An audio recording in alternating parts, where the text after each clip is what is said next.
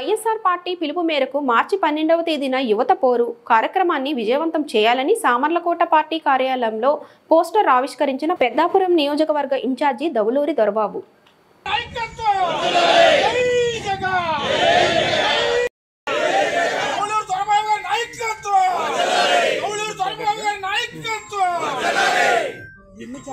వైఎస్ఆర్ కాంగ్రెస్ పార్టీకి వైఎస్ఆర్ కాంగ్రెస్ పార్టీకి వైఎస్ఆర్ కాంగ్రెస్ పార్టీ జై జగన్ జై జగన్ దొరబాబు గారి నాయకత్వం దొరబాబు గారి నాయకత్వం.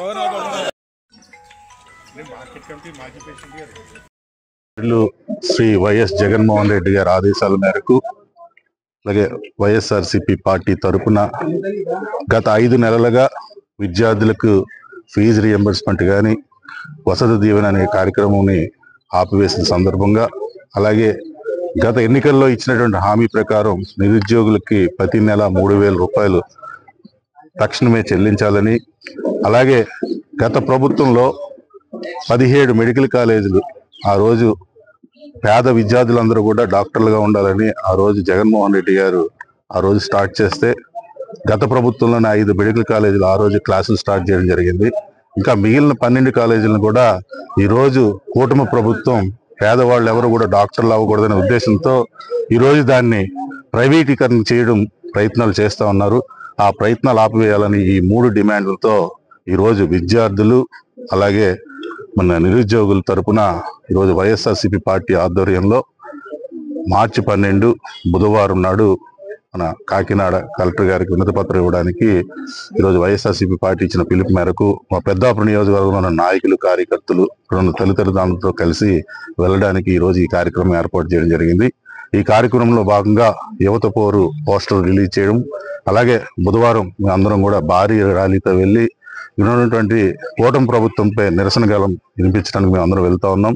ఆ కార్యక్రమంలో కూడా అందరూ పాల్గొనాలని ఈ పెద్దాపురం నియోజకవర్గ ప్రజలందరికీ కూడా మేము కోరుకుంటూ, మీ అందరికీ తెలుసు ఆ రోజు దివంగత నేత డాక్టర్ వైఎస్ రాజశేఖర రెడ్డి గారు పేదవాళ్ళందరూ చదువుకోవాలని ఫీజు రియంబర్స్మెంట్ ప్రోగ్రాం పెట్టినటువంటి మొట్టమొదటి నాయకుడు. అలాగే తెలుగుదేశం మరలా అధికారంలోకి వచ్చిన తర్వాత దాన్ని తూట్లు చేయగా మరలా జగన్మోహన్ రెడ్డి గారు అధికారంలోకి వచ్చిన తర్వాత మరలా 2 అడుగులు వేసి ఈరోజు 93% విద్యార్థులకి న్యాయం చేయడం జరిగింది. మరలా కూటమి ప్రభుత్వం అధికారంలోకి వచ్చిన తర్వాత ఈరోజు నాడు నేడు స్కూల్స్ లేవు. అలాగే ఈరోజు ఇంగ్లీష్ మీడియం స్కూల్ రద్దు చేయడం జరిగింది. అలాగే విద్యా దీవెన వసతి దీవెన ఇవన్నీ కూడా కార్యక్రమాలన్నీ కూడా ఈరోజు రద్దు చేయడం జరిగింది.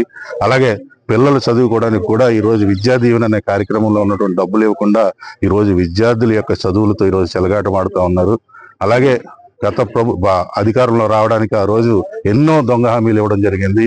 ఆ హామీలో భాగంగా 20 లక్షల ఉద్యోగాలు లేదా ప్రతి నిరుద్యోగికి కూడా ప్రతి నెల 3,000 రూపాయలు నిరుద్యోగ భృతి ఇవ్వడం జరిగింది. దానికి ప్రతి సంవత్సరం కూడా 7,200 కోట్ల రూపాయలు ఆ రోజు ఇవ్వడం జరిగింది. గత బడ్జెట్ లో పెట్టలా, ఈ సంవత్సరం బడ్జెట్ లో పెట్టకుండా ఈ రోజు నిరుద్యోగులను కూడా మోసం చేయడం జరిగింది.